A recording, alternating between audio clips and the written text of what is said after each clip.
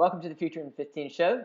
I'm show host Caleb Parker, and we're here in Dublin, Ireland today. Our first episode outside of the UK. Woohoo! We're right behind us is the Halfpenny Bridge that crosses the River Liffey, and it's a little bit of a gray day, but when I landed this morning, it was sun shining. Now I'm here today with Ciaran Delaney, who's the CEO and founder of meetingsbooker.com.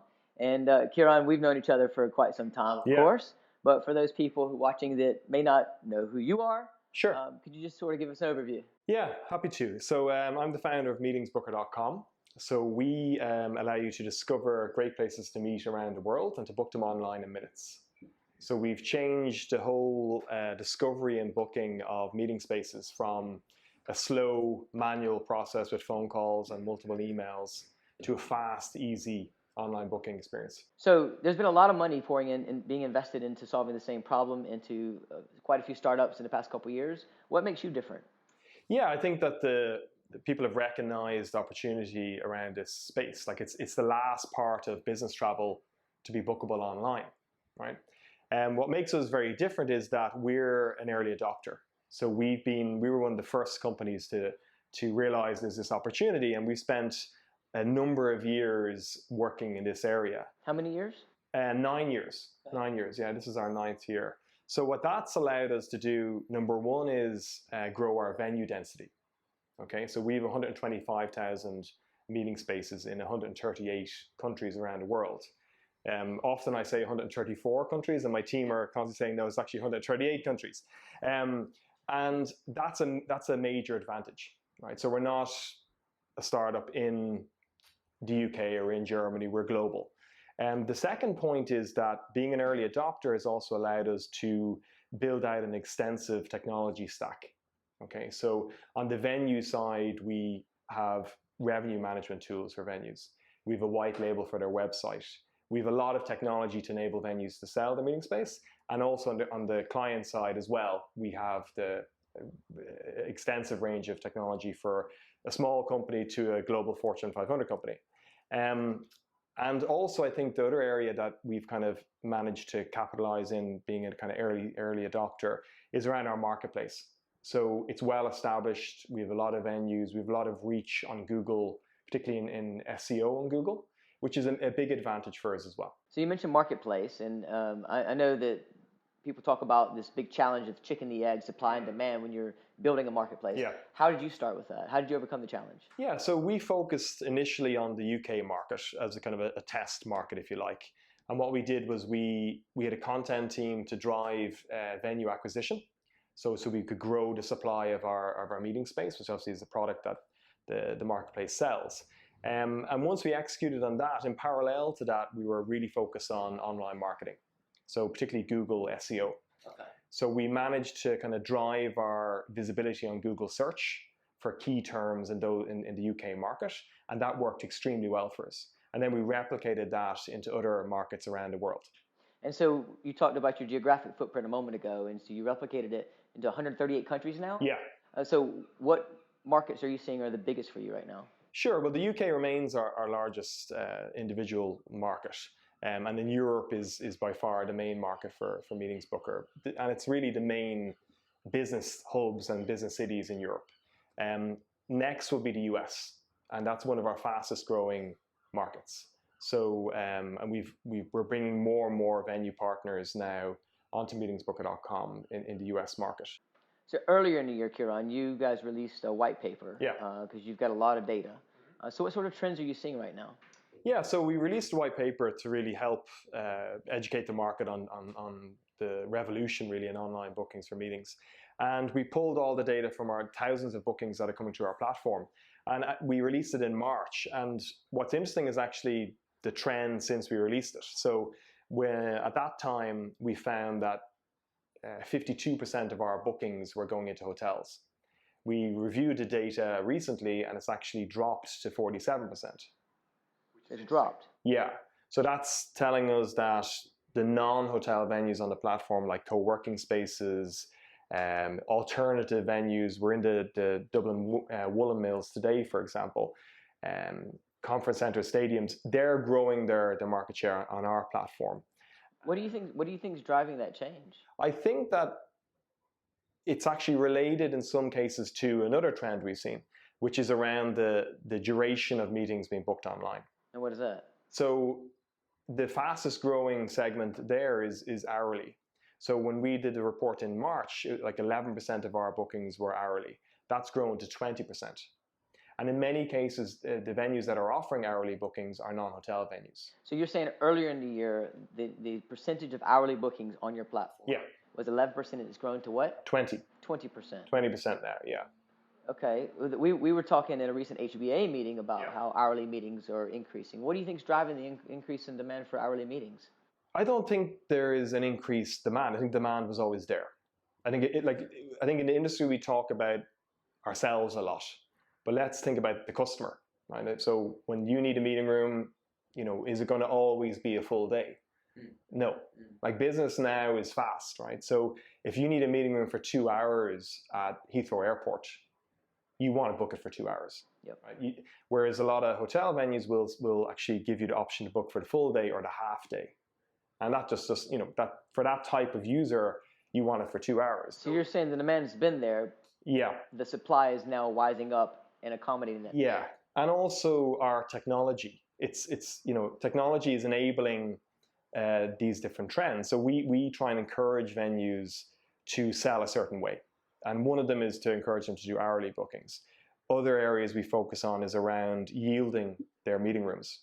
So not having the same price every day, to apply your price based on demand, which more and more venues are doing. So these little things that we're building into technology, venues are responding to it. I think non-hotel venues are the ones that are responding faster. I see. Yeah. And I think that's logical, because I think hotels have sold meeting space a certain way for 50 years. Would you say then that these non-traditional venues are disrupting the hotel's traditional business? Yeah, I think they are. I think the hotels, number one, have certain processes that they've worked with for a number of years, which work and are effective, whereas these newer suppliers are new, which means that they've less change, right? They're actually in many cases opening and starting from scratch. So they'll embrace selling online, they'll embrace online bookings, they'll embrace online payments. But I do think that hotels are, that trend isn't going to continue. I think hotels, we're talking with a lot of the bigger hotel groups around the world that are on Meetings Booker, and they see the opportunity now. They see the opportunity to sell their meeting space online, and they're embracing it, and they're looking for data, and we're giving them our data to help them sort of make decisions around how they sell their product and how they facilitate growing their market share. So you touched on a good point here, and that is that the traditional way of doing business is changing, and the incumbents aren't necessarily responding fast, but they are starting to respond. Yeah. I want to put you on the spot here. Sure. We talked about some of the new entrants and the startups coming into this sector to solve this problem. Are you feeling pressured by that, or are you feeling like you're going to get disrupted, or what's your view on this? No, I think that it's a massive market, right? So there's over 400 billion spent on meetings per annum, right? And at the moment, a tiny percentage of that is online. But we think within 3 years, 50% of that market will be online, right? So, and we're the dominant market leader now, and we will be in the future. So I think other people coming into the space is natural, and it's a good sign. It shows that it's a vibrant space to go into. But we're very happy with our positioning and how we're growing. So I guess being a market leader has its advantages. You have people coming to you to partner. Yeah, I think that we've seen adoption and interest in this space grow massively. First of all, it was the hotel side suppliers where we were starting to partner with them to power bookings on their websites. Now, in the last 12 months, we've seen the TMC market become very interested in automation for meeting room reservations. So we've partnered with Carson Wagon Lee Travel, for example, to power their online bookings for meetings, and others as well. We've other partners who've joined the platform to use our technology. And I think from the TMC and agency side, it's really enabling them to deliver a much more cost-effective service and efficient service for their clients. And I think that the smart TMCs are really client focused, and they're thinking first about their clients. So instead of their client having to make a phone call or email them in order to book a meeting space, what they're doing is they're white labeling our technology and giving that to the client themselves. So on a Saturday or Sunday evening, if they need a meeting room, on the Wednesday the following week, they go in and they search and they book. Whereas previously they would have had to wait till the Monday and then contact the agency's staff to make a reservation, which obviously isn't a great service in today's digital age. Kieran, you've been in the industry for quite some time. You've seen a lot of things happening, and sure. I want to pick your brain on something. I keep hearing this term "simple meetings" and solutions to solve simple meetings. What is that? Can you expand on that? Sure. Yeah. So the GBTA this year released a report about simple meetings, and they found that over 70% of organizations were not kind of effectively managing their simple meetings. And a simple meeting is a meeting that is organized direct by an employee in that organization. So it could be a 15-person meeting booked online on Meetings Booker, or it could be an 80-person meeting with accommodation booked via our RFP system. But in both cases, it's straightforward. They don't need an event management company to manage it. So what we found is that organizations are now looking for a tool to, first of all, empower their employees to book venues, but also to give the travel manager and procurement team visibility on what they're spending in this area and what they're saving. So what we've done is created a platform that allows them to do that. They can use meetingsbooker.com to configure their meetings policy, load terms and conditions, load their preferred hotels, and also then release that out to the employees and organization to easily book online. And then quickly they can start to see how much they're spending on simple meetings, which really is a massive area of meetings. Actually, 50% of all meeting spend is around simple meetings. Kieran, looking ahead, what can we expect for the future? Yeah, so what we're excited about in terms of new technology is a system we've created, which is the Preferred Meetings Program. And really, it's like a channel manager tool that allows a corporate client to load their preferred hotels. So if they've got 5,000 preferred hotels, they load them into our system. And those hotels can then add pre-negotiated lower rates for meetings for that corporate client, if they wish to. So in many ways, it acts in a similar way to the transient RFP system that corporates are using for accommodation. A second area that we're very excited about is combining booking the meeting space online, but also accommodation. Oh, that makes sense. Yeah, because what we've seen is that the average attendee size for our smaller meetings that are booked online is 8 attendees. So they could very easily book a meeting space and then 8 bedrooms in the property as well, both transacted online. I've always wondered why that hasn't been solved yet. Yeah, I think it's certainly something we're working on solving now, and it's exciting. I think obviously the number one is having the ability to book the meeting space, and that's probably been what's slowed it down. But we have that on a global scale. So bringing in the accommodation part is the next piece that we're working on. Okay, I want to pick up on something. Yeah. There was a recent article in Skift. Yeah.